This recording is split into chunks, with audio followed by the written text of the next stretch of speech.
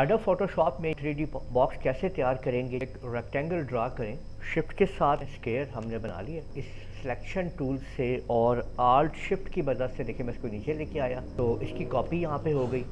फिर एक कॉपी मैंने यहाँ पे कर ली। इस तरीके से देखिए ये 3 स्टेप तैयार कर ली हैं इसके मैंने।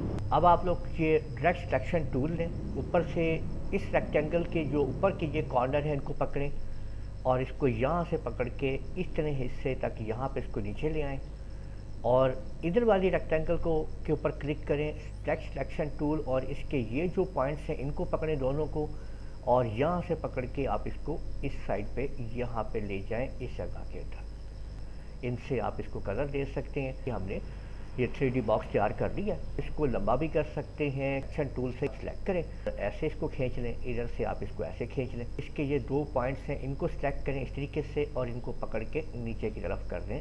3D बॉक्स तैयार कर लिया है।